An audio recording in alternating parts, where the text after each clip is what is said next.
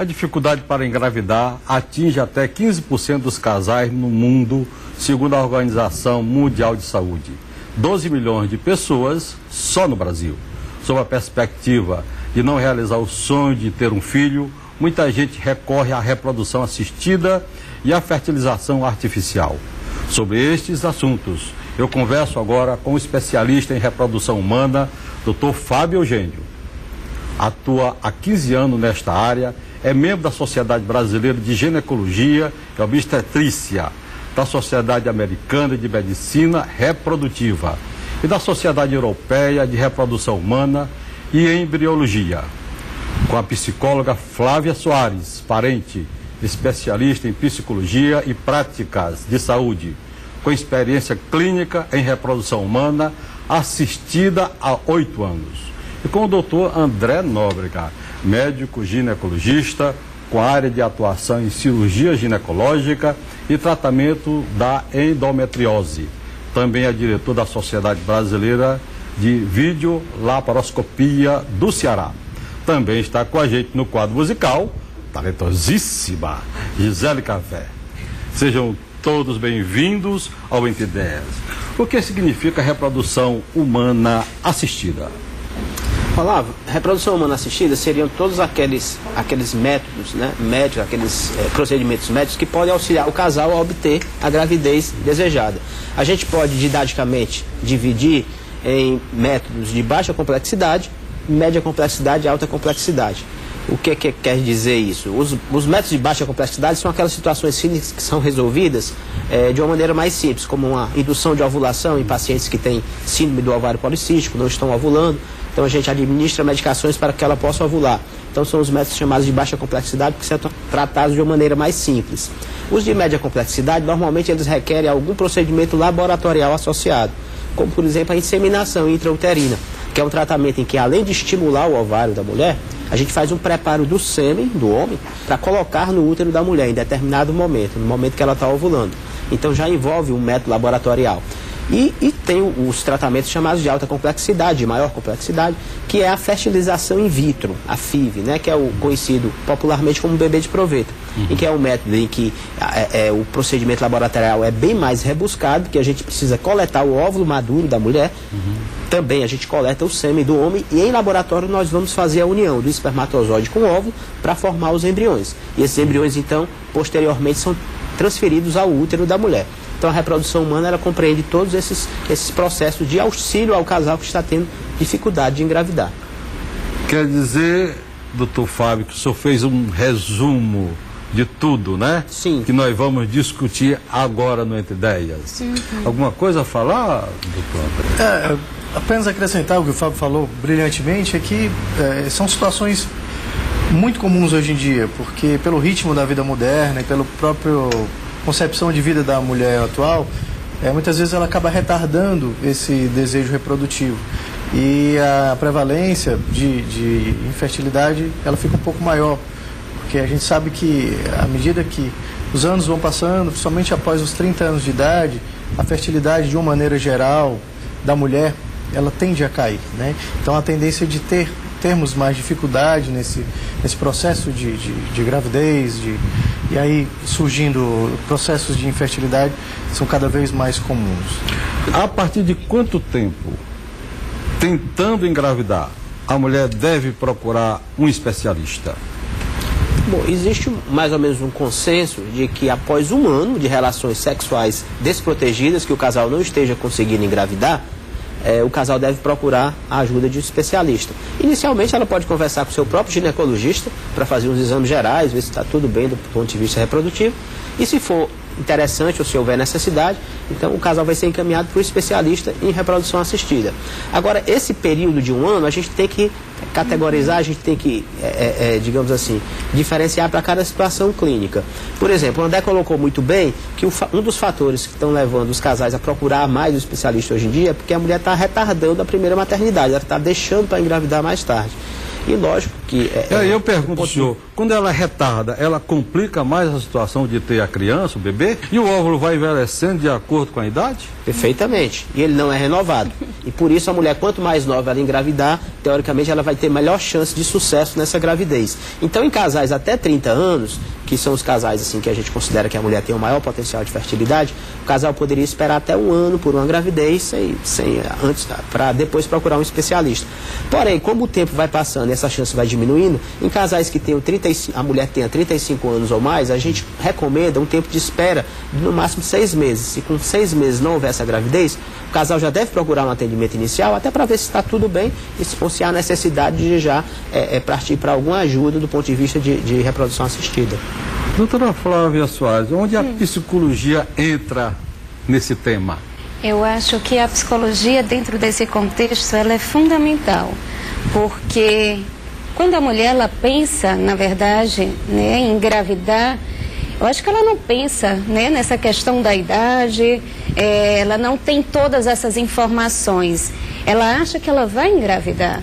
Né? Eu acho que culturalmente, socialmente, a gente desde pequena, a gente traz muito esse discurso, principalmente a mulher, né? Que a gente vai ter nossos filhos, que a gente vai encontrar um par, onde a gente vai construir nossa família. Então, em nenhum momento passa pela cabeça dela que ela pode vir a ter dificuldades de engravidar. E aí, em relação a todo esse contexto contemporâneo, às vezes a gente acaba protelando um pouco esse projeto, a gente começa a se deparar com essa questão dessa dificuldade de engravidar pelos métodos naturais.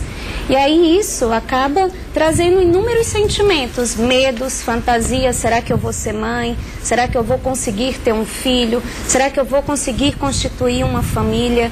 Então, psiquicamente essa mulher ela fica abalada em torno dessa informação, que ela pode vir a ter dificuldades de engravidar. Doutor André Nobre, quem tem mais problemas de fertilidade, o homem ou a mulher?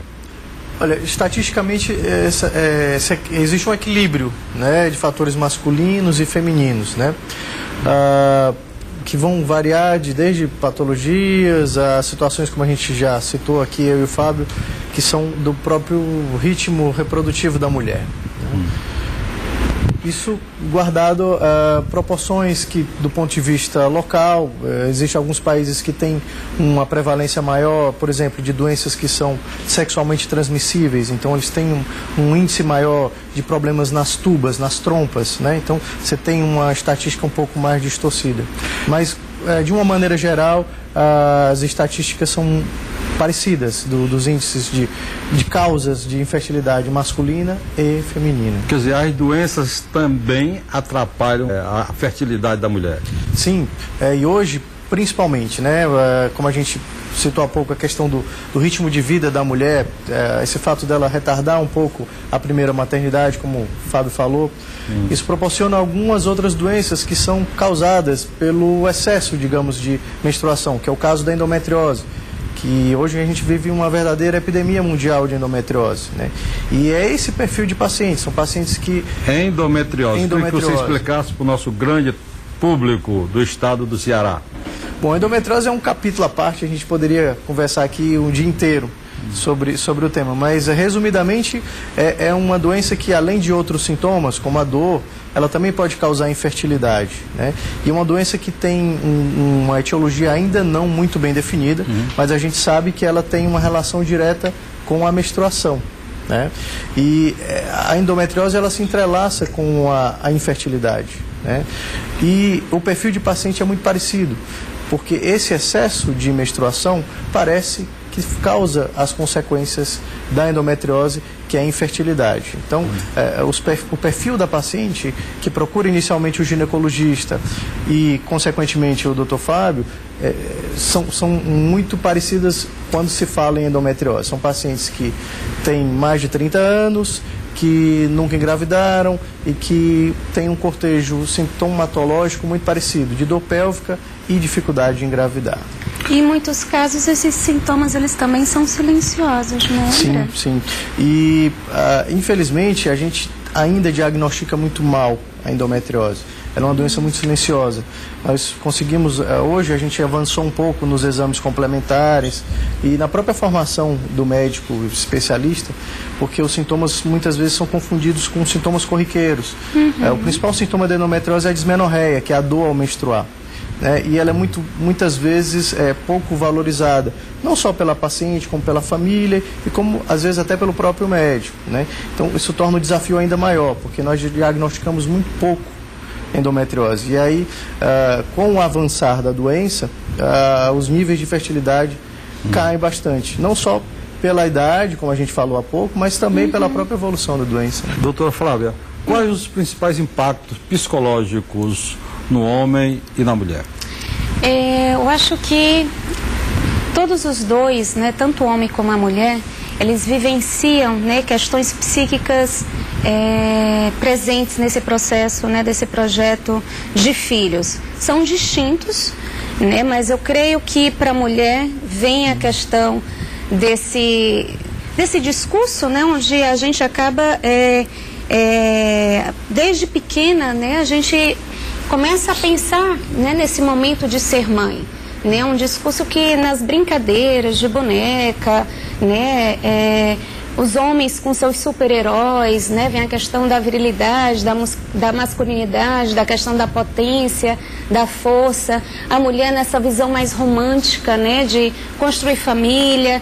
Cada um traz um desejo muito inconsciente quando a gente pensa nesse projeto de filhos, né? Então, sempre quando um casal chega no consultório, eu sempre gosto de abordar por que ter filhos. Porque cada um vai trazer uma história distinta.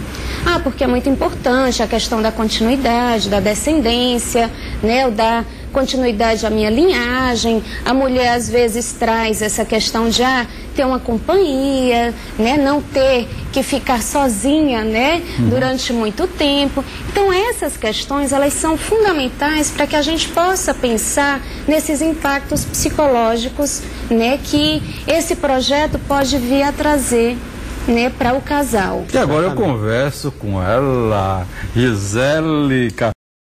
Óticas Boris, especialista em óculos de grau.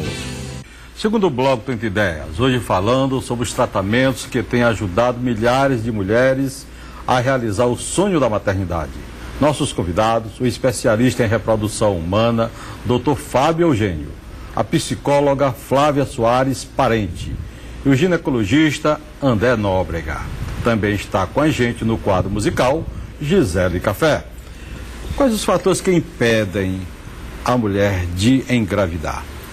Se a gente for colocar as principais causas, quais seriam? Primeiro, os distúrbios ovulatórios, provavelmente os mais comuns. Dentre os distúrbios ovulatórios, que a gente encontra mais é a chamada síndrome do ovário policístico. A síndrome do ovário policístico é uma disfunção hormonal da mulher, que faz com que ela tenha alterações hormonais, que podem levar a acne, oleosidade da pele, excesso de pelos corporais, e do ponto de vista reprodutivo ela tem um bloqueio do processo ovulatório.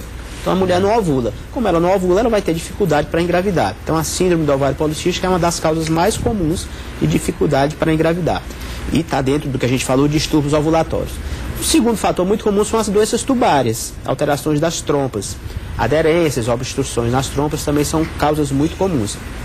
E a gente poderia colocar também no mesmo patamar, como as três principais causas, então, distúrbios ovulatórios, doenças tubárias e a já falada aqui endometriose, também uma das principais causas de dificuldades de gravidez na mulher. A endometriose está se metendo em tudo. Está se metendo em tudo, é uma doença muito frequente, muito prevalente. E às vezes tem, né, situações onde não existe nenhum diagnóstico, né? Sim, sim, perfeitamente. E em até 15% dos casais, Olavo, eles se enquadram no que a gente chama de ESCA, que é uma siglazinha ESCA, que quer dizer esterilidade sem causa aparente. São aqueles casais em que todos os exames realizados são normais e mesmo assim o casal não está conseguindo engravidar. Então há situações em que a medicina reprodutiva ainda não conseguiu alcançar o motivo específico do casal ter aquela dificuldade de engravidar. É um enigma? Ainda é um enigma, mas mesmo assim a gente tem que alertar que mesmo que a gente não encontre uma causa, é possível fazer um tratamento para aumentar a probabilidade de gravidez deste casal. E que fatores contribuem para a infertilidade masculina? A infertilidade masculina, ela tem fatores de ordem patológicas, né? E Na verdade, não é uma área que a gente atue muito, mas fica mais para a urologia. Mas o ginecologista, ao se deparar com essa queixa da paciente, dentro daqueles critérios que o Fábio falou, a depender da idade da paciente, mas em média, depois de um ano de tentativa, sem nenhum tipo de método contraceptivo, o ginecologista tem a obrigação, a função de, além de todo o questionário, toda a avaliação clínica da paciente, também investigar o seu parceiro, né? E o exame mais utilizado nessa investigação é o chamado espermograma, que é um exame em que ele avalia todos os critérios biológicos e celulares das células reprodutivas do homem, né? Essa avaliação inicial é nossa, do ginecologista. Ao nos depararmos com algum problema nesse exame ou alguma queixa prévia do parceiro, da paciente, aí a gente encaminha para o especialista nessa parte que normalmente é o urologista, né? Só uma ressalva, muitas vezes as pacientes vêm em procura desse tratamento da infertilidade, doutor, mas a gente não vai nem investigar o meu parceiro porque ele já tem um filho de um outro relacionamento. Isso não deve ser regra, porque esses problemas reprodutivos, inclusive do homem ele pode ser adquirido mesmo depois de ele já ter concebido um outro filho. A gente fala que a infertilidade ela não é da mulher, né? A doutora pode explicar melhor, muitas vezes a mulher tem um sentimento de culpa em relação à infertilidade do casal, né? É por isso que a gente sempre procura usar o termo infertilidade conjugal e não feminina ou masculina, né? A dificuldade é do casal e não da mulher ou do companheiro em engravidar. Que o que acontece quando o casal, né, se depara com o diagnóstico, às vezes pode existir conflitos, né, de quem é a culpa, né, se é minha, se é dele, e a gente tenta trabalhar para que o casal possa, né, abraçar isso juntos, né, eles estão juntos ali nesse projeto. Então a infertilidade é do casal.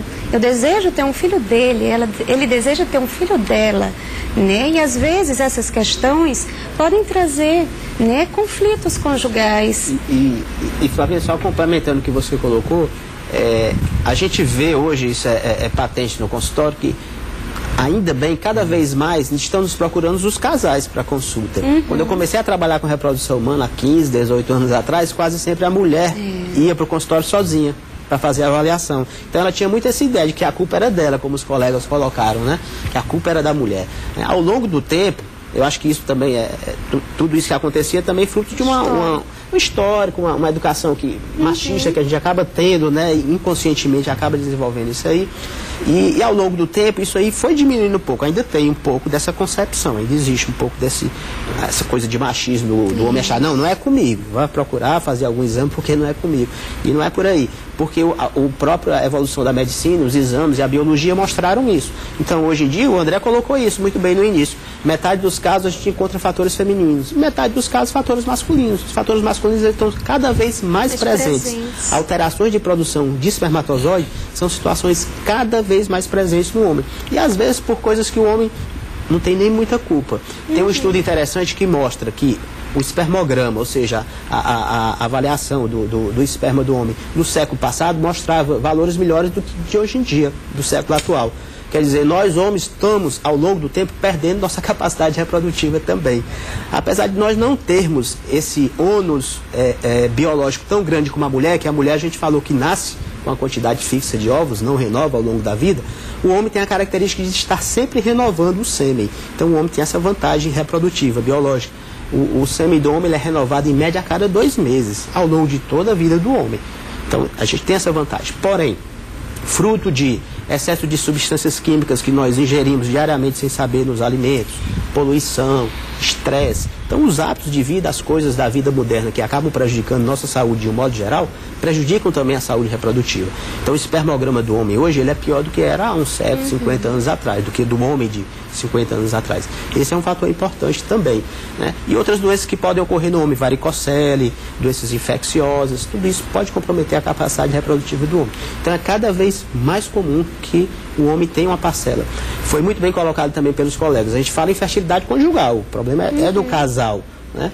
Então tem que investigar os dois, tem que fazer o espermograma, tem que fazer os exames da mulher, tá? Então a infertilidade tem que ser considerada do casal. Então o senhor falou em renovação do sêmen do homem cada 2 meses? A cada 2 meses, Rapaz, em média. eu acho muito pouco, né? Muito rápido. Muito rápido, né? É verdade. Muito rápido, 2 meses, né? Mas porque o espermatozoide ela é uma célulazinha também muito frágil, o espermatozoide. Então, logo ela tem que ser renovada, senão ele não... O que fazer para prolongar mais essa renovação? Não, os cuidados que a gente fala em termos de prevenção, de preservação da saúde reprodutiva do casal, eles se confundem muito com as orientações que os médicos dão para a saúde geral. Ou seja, para o homem ou para a mulher, procurar manter um índice de massa corporal adequado, ou seja, um peso adequado para a sua altura. Procurar ter uma alimentação saudável, aumentar a ingestão de fibras, aumentar a ingestão de substâncias saudáveis, diminuir gorduras, principalmente as gorduras saturadas, que são as gorduras vilãs hoje em dia. Complica, né, doutor? Complica. Diminuir a ingestão de bebidas alcoólicas. Aquela picanha bem gorda. É gostoso, mas faz mal para a saúde, faz né? mal. Tem que tirar gordura, não pode. Tem gente que gosta de comer gordura. Agora, Olavo, sem radicalismo, né? Não é que uma vez ou outra você não possa se dar o luxo ou se dar ao bel prazer de comer uma picanha, se você gosta de tomar um pouco de bebida alcoólica, mas sem excessos, lógico. Então, bebida alcoólica em excesso, tabagismo é altamente prejudicial, outro hábito de vida altamente prejudicial para a saúde reprodutiva, tanto do homem como da mulher. Isso já tem estudos comprovando que diminui a quantidade de espermatozoides no homem, pode aumentar a idade reprodutiva da mulher. Então, uma mulher que é fumante crônica, ela pode ter aumentado sua idade reprodutiva em até 10 anos, ou seja, ela tem 30 anos, mas ela vai ter um ovário de uma mulher de 40 anos. Então, tudo isso são os dados que a gente está em relação às mulheres jovens, se prevenir em relação, também o André falou, doenças sexualmente transmissíveis que podem comprometer a trompa dela. Então, sempre usar o preservativo, se preservar nesse sentido. Todos esses cuidados são importantes. Medicações, né? Medicações, isso, várias medicações que podem também interferir. Então, tudo isso é importante como orientação geral, né, para preservar a saúde reprodutiva. E, do ponto de vista feminino também, procurar, sempre que possível, engravidar cedo. Cedo que a gente diz, assim, não deixar passar muito tempo. Porque depois dos 35 anos já vai ficando bem mais difícil. Esse sonho tem que ser realizado com sucesso a partir dos 30 anos. Depois de 35, aí o negócio já vai começando a complicar, né? Mas, Olavo, em cima do que o Fábio está falando, não necessariamente seria uma dica, mas uma orientação que é importante a gente complementar. Além dessa questão do ritmo, que muitas vezes a cliente ela não sabe que a fertilidade dela cai, né? Essa ideia da vantagem, vamos dizer assim, do homem de renovar células a cada 2 meses, a mulher ela não tem, ela nasce com o mesmo número de óvulos a vida inteira. E esses óvulos vão diminuindo. E a qualidade de resposta deles também com o tempo, principalmente dentro desse número cabal dos 30, 35 anos, ela vai diminuindo. Então, além dela ter menos óvulos, ela precisa de mais estímulo hormonal para poder conceber. Né? Quer dizer, vai diminuindo também a qualidade do óvulo, não é? A qualidade do óvulo cai. Então, a gente, enquanto ginecologista, a gente tem a função de orientar a paciente de que ela se informe. Não se trata de pressionar, olha, você tem que engravidar esse ano, não é bem assim, mas ela tem que saber que as chances vão diminuindo, para que a gente não precise encaminhar para um caso de extremo de fertilização, etc., sem uma necessidade real, né? Outra dica importante, que acaba sendo orientação, é a questão da suplementação do ácido fólico. O Fábio falou muito bem da questão dos hábitos, de alimentação, etc. O ácido fólico é um suplemento alimentar que ele é muito pobre, principalmente na nossa cultura, aqui no Ocidente. E a queda desse ácido fólico, ele está relacionado com algumas malformações.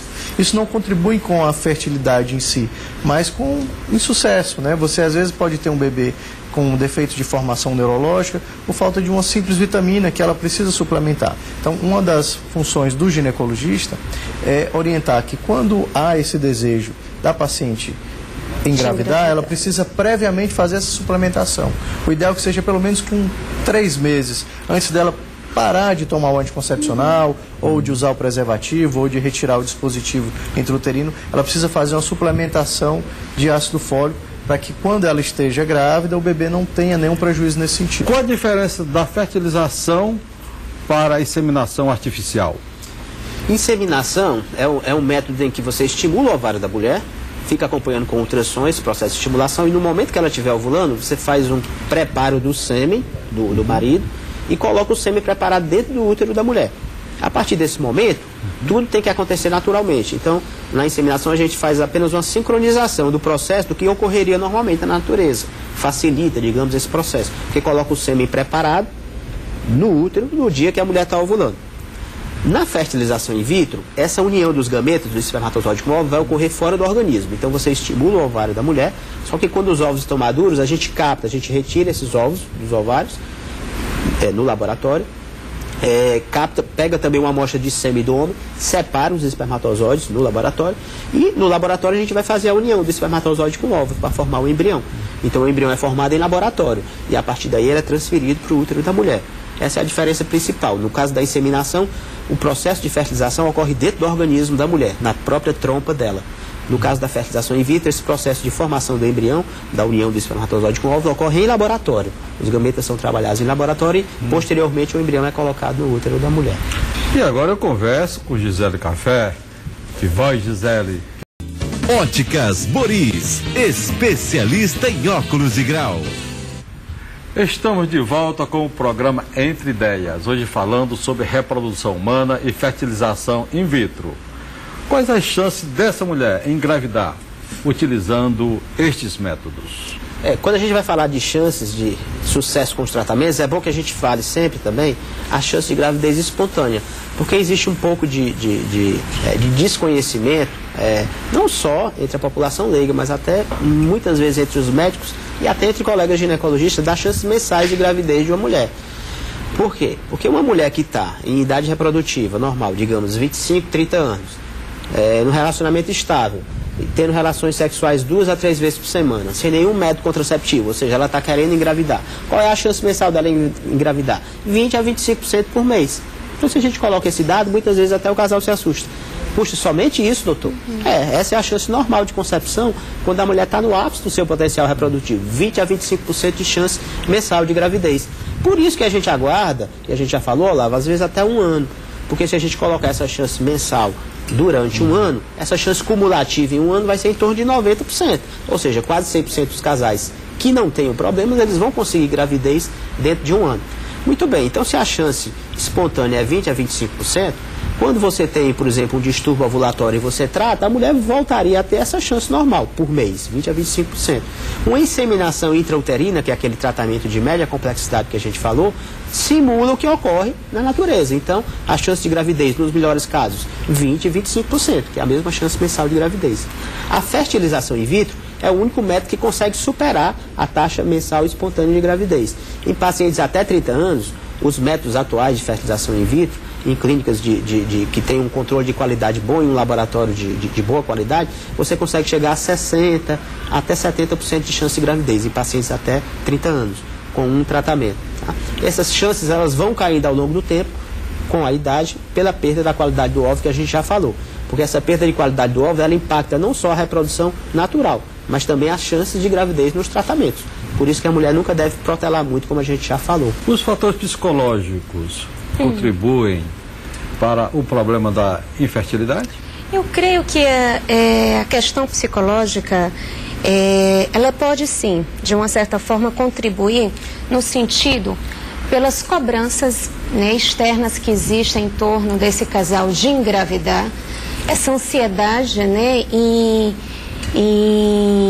concretizar esse projeto, em concretizar essa maternidade, essa paternidade. Então isso vai criando-se uma tensão, né, em torno desse processo. Então a mulher, em alguns momentos, ela acaba desgastando todas as suas áreas profissional, social, familiar, por conta dessas cobranças.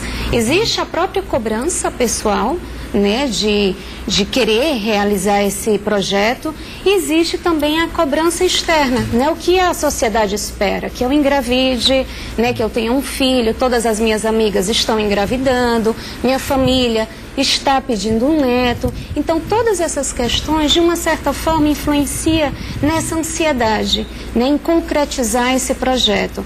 E eu acho que com o processo da infertilidade aí mais desgaste psíquico, né, vem à tona, né, podendo trazer quadros, né, patológicos para esse casal. Doutor André, É possível tratar a infertilidade com medicamentos? Na verdade, o tratamento ele tem que seguir uma evolução, né? Não antes da gente ter um bom diagnóstico, né? Embora a gente algumas vezes não consiga definir bem qual é a causa da infertilidade conjugal, a gente só pode instituir algum tipo de tratamento depois de fazer uma larga avaliação do casal, né? Mas é possível sim, existem alguns medicamentos que são chamados indutores de ovulação, em que eles dão, digamos, um empurrãozinho no ovário para que ele facilite esse processo da ovulação e, consequentemente, da concepção. Mas eu volto a insistir, ele só deve ser feito depois de uma prévia avaliação. Vamos citar aqui como exemplo, se a paciente tiver uma obstrução nas trompas, você vai induzir essa ovulação e esse óvulo não vai chegar até o útero e, consequentemente, ser concebido pelo espermatozoide, né? Mas é possível sim. Você pode fazer, em média, 2 ou 3 tentativas com doses diferentes, né? Com associações de medicações e... Após algumas tentativas, que vai depender muito do perfil de cada paciente e de fatores variáveis como a idade, etc.